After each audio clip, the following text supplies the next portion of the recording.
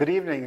Tonight we have a special guest here at realestatesiny.com, Mr. Edward Poteat. He's the author of The Fiscal Cliff. Mr. Poteat is an expert in urban planning.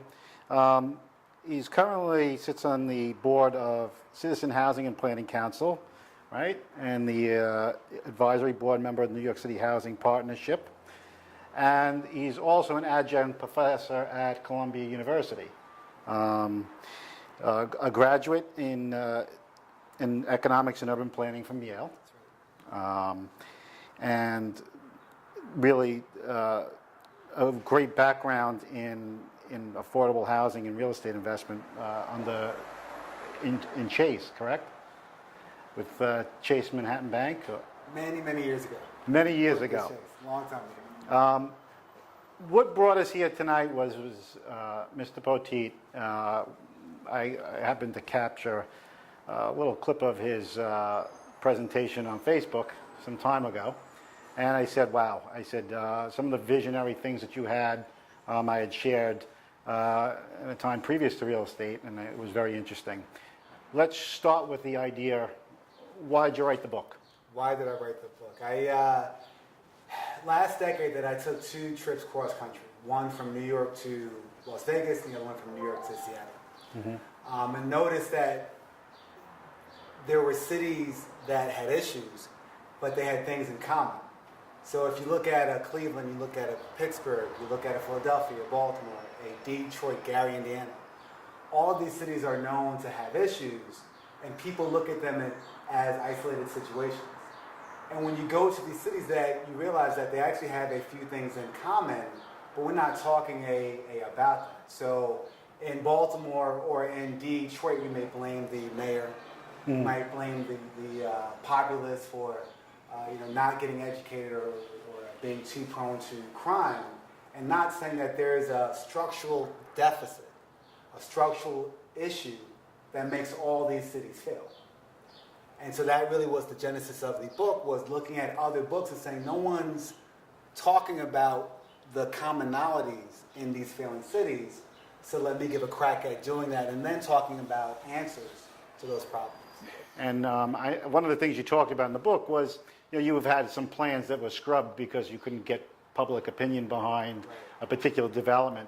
And I just want to know how you feel that plays a role in whether or not, you've spoken about this many times, are local people or local politicians the best resource to use for the planning process because of the fact that there's so much political pressure that may cause knee-jerk reactions. And I think we've seen that here, and I just want you to kind of talk about that a little bit. Sure. So, what's tough is people get elected to office every 4 years. Their agenda is to keep their jobs. And so oftentimes politicians pander to what's popular. Issues around zoning are not popular. Absolutely. They may be popular in the long term once the next generation says, wow, well, we're so thankful that people before us thought this through.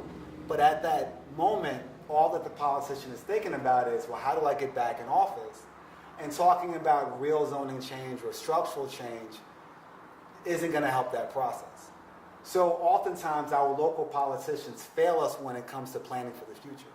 And in the book that I talk about, various zoning changes and how cities should look at zoning changes, but then making sure that it's not carried out on the local level, but really on the state or federal level, because they have a chance to be more global and saying, okay, this decision may be unpopular right now, but in 5 years down the road, this is going to make all the sense in the world. Classic case in point is Central Park. Right? Central Park was a planned community. Imagine New York City if that was all housing.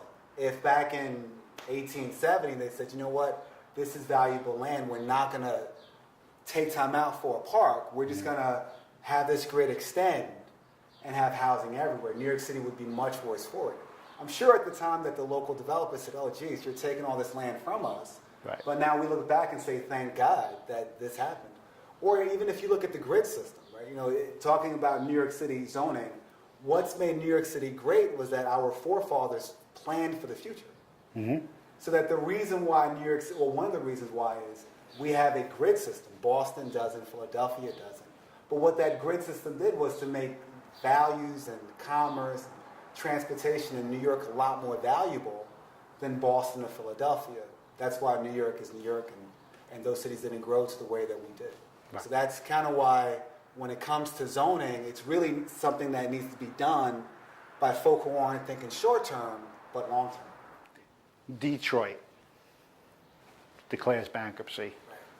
Yesterday, Los Angeles Times reports the 2020 study that's commissioned there. Los Angeles on the verge of failure. Staten Island Advance runs a report. While the borough is at the highest peak of its population, we're seeing the first signs of decline. We see these urban centers changing.